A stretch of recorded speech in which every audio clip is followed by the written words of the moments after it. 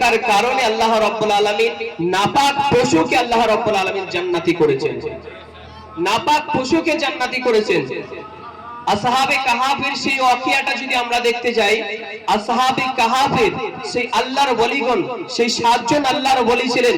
সেই 7 জন আল্লাহর ওলি যখন আল্লাহর ইবাদত করতেন, দ্বীনের দাওয়াত যখন দিতেন, তখন সেই সময় একজন বাদশা ছিল, যে বাদশার নাম ছিল দাকিউন নাউস। যে বাদশার নাম বলা হয়েছে দাকিউন নাউস, ওই বাদশা কি করত?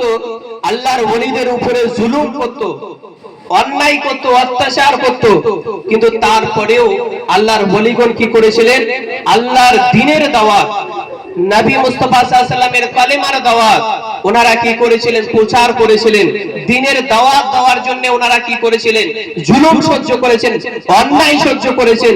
কিন্তু তারপরেও সেই দাকিউন নাস বাদশার কাছে মাথা নত করেননি। কিন্তু ওনারা একটা সময় এতটা বেইজ্জতি হতে লাগলেন যে তিনারা কি করলেন? সেখান থেকে তিনাদেরকে সেখানে তিনারা যখন থাকতে থাকতে যখন সেই বাদশার জুলুম যখন সহ্য করতে পারছিল না, বাদশা যখন প্ল্যান করলো যে এদের দলকে আর বাড়াতে দেওয়া যাবে না। যদি এদের দলকে যদি আমি যদি আবার বাড়তে দেই, তাহলে আমার যে ভয় আছে, আমার যে মানুষের উপরে খওফ আছে, সেটা থাকবে না। এই 7 জন ব্যক্তি আমাকে দেখে যে ভয় করে না, এদের কাছ থেকে যদি আরো কেউ যদি তাদের দলের মধ্যে চলে যায়, তাহলে এই রকম করে একে একে পুরো এলাকা কি হয়ে যাবে? আমার খেলাফ চলে যাবে, আমার ভয় কেউরে অন্তরে থাকবে না। সে দাকিউন নাউস সেই বাদশা এই চিন্তা ভাবনা করেছিলেন, কিন্তু প্ল্যান করলেন যে তাদেরকে মেরে দেওয়া হবে।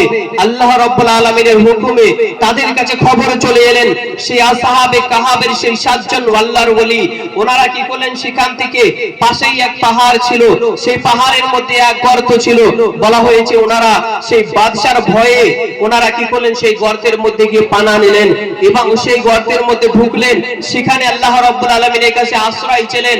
আল্লাহকে বলেন, আল্লাহ আপনার উপরে আমরা ঈমান রেখেছি, আপনি আমাদেরকে যেই পথে চলতে বলেছেন, আপনি আমাদেরকে যেই পথে চলতে বলেছিলেন, আমরা সেই পথে চলেছি। আপনি আমাদেরকে যেই দ্বীন দিয়েছেন, আমরা সেই দ্বীনের উপরে চলেছি। কিন্তু আজকে আল্লাহ আপনারই সেই বান্দাদের মধ্যে কিছু বান্দা আমাদের উপরে জুলুম করছে, অন্যায় করছে। আল্লাহ আপনি আজকে আমাদেরকে হেফাজত করুন। তো সেই বলা হয়েছে সেই আল্লাহর ওলিগণ যখন দোয়া করলেন, তো ওনারা যখন সেই গুহার মধ্যে যখন পানা নিলেন, আশ্রয় নিলেন, নেওয়ার পরে যখন আল্লাহ রাব্বুল আলামিনের কাছে দোয়া করলেন, তো সেই বাদশা একদিক থেকে খুঁজতে খুঁজতে সেই গুহার সামনে গিয়ে হাজির হয়ে গেলেন। হাজির হয়ে যাওয়ার পরে ওনারা কি, সেই বাদশা কি করলো?